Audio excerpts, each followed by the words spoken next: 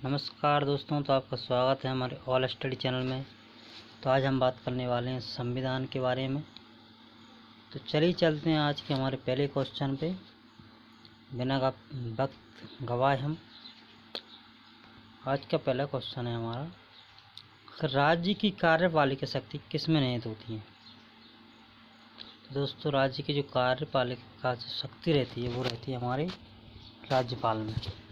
किस में निहित रहती है? राज्यपाल में। आज का अगला क्वेश्चन है, भारत के किसी राज्य की राज्यपाल बनने वाली प्रथम महिला थी। तो दोस्तों, किसी भी राज्य की, इसमें पूछते हैं किसी भी राज्य की ऐसी प्रथम महिला कौन सी थी जो राज्यपाल बनी थी। तो वो थी हमारी सरोजनी नायडू, जो प्रथम बार सबसे पहले राज्यपाल बनी थी, प्रथम महिला थी।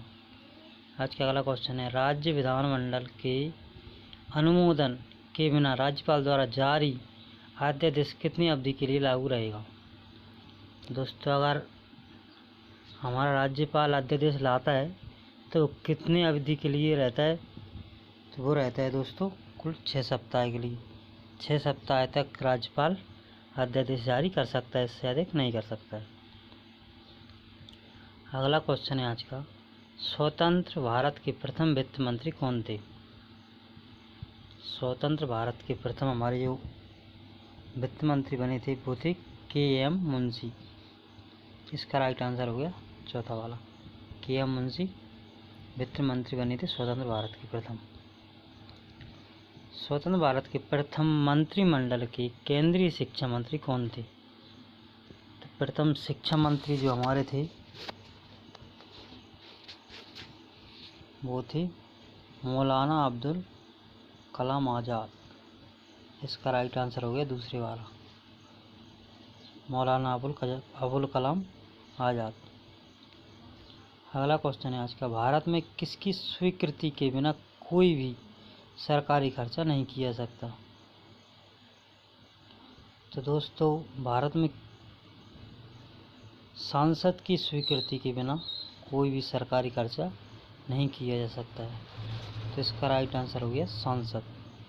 सांसद के बिना कोई भी सरकारी खर्चा नहीं किया जा सकता है भारत में। राज्यसभा के 1/3 सदस्य प्रत्येक कितने वर्ष के पश्चात सेवानिवृत्त होते हैं तथा नए 1/3 सदस्य उनका स्थान लेते हैं। तो ये होता है हमारा प्रति 2 वर्ष में। तो इसका राइट आंसर पहले वाला हुआ, प्रति 2 वर्ष में राज्यसभा के 1/3 सदस्य अपनी सेवा से निवृत्त होते हैं और उनके स्थान पर नए सदस्य आते हैं।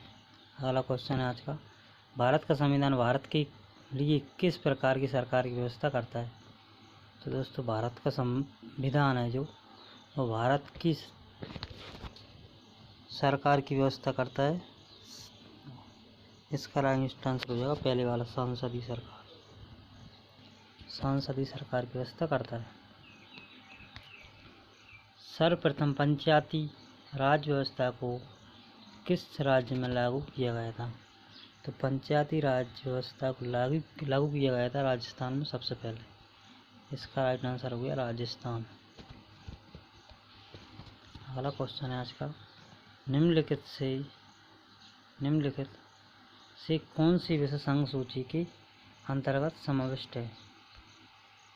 तो इसमें जनगणना जो संघ सूची के अंतर्गत समाविष्ट है। संसद भवन पार्लियामेंट हाउस का उद्घाटन किसने किया था। पार्लियामेंट का उद्घाटन किया था दोस्तों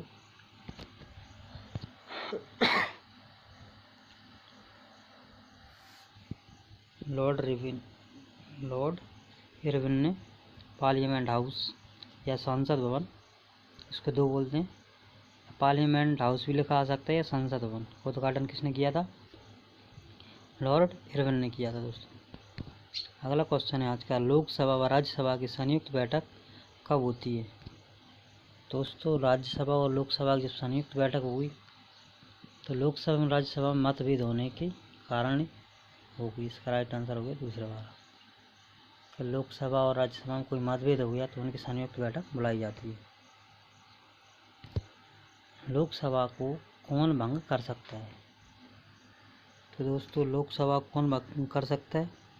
वो कर सकता है हमारा राष्ट्रपति, वो भी प्रधानमंत्री की सलाह पर। इसका राइट आंसर हो गया दूसरे वाला, प्रधानमंत्री कर सकता है और राष्ट्रपति करता है प्रधानमंत्री की सलाह पर लोकसभा को। ऐसे प्रथम प्रधानमंत्री जिनके विरुद्ध लोकसभा में अविश्वास प्रस्ताव पत्र लाया गया। अविश्वास प्रस्ताव किसके विरुद्ध लाया गया था दोस्तों? सबसे पहले ये लाया गया था जवाहरलाल नेहरू के विरुद्ध।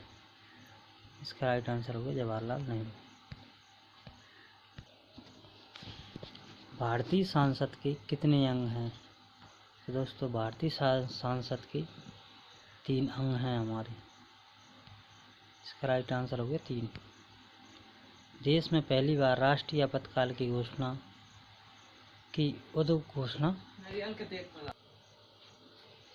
तो देश में पहली बार अंतर्राष्ट्रीय आपातकाल की घोषणा हुई थी, वो हुई थी हमारी 26 अक्टूबर 1962 को। तो दोस्तों राष्ट्रीय आपातकाल जब लगाया जाता है जब कहीं भारी आक्रमण हो रहा है, युद्ध हो रहा है, तो उसके कारण हम राष्ट्र में आपातकाल लगा देते हैं हमारे देश में।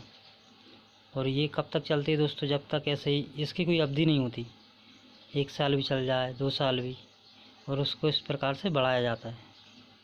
तो इसका राइट आंसर होगा 26 अक्टूबर 1962 को पहली बार राष्ट्रीय आपातकाल की घोषणा हुई थी। राष्ट्रीय आपातकाल की अधिकतम अवधि की सीमा कितनी है? तो दोस्तों मैंने अभी बताया कोई सीमा नहीं है। अगर राष्ट्रीय आपातकाल लगाए तो राष्ट्रीय आपातकाल को हम बढ़ाए, उसकी तारीख को हम बढ़ा भी सकते हैं। अगर ज़्यादा देर तक हमारा युद्ध चल रहा है तो उसके कारण से उसको बढ़ा दिया जाता है उसकी अवधि को। आज के लिए बस इतना ही, मिलते हैं कुछ अगले क्वेश्चनों के साथ।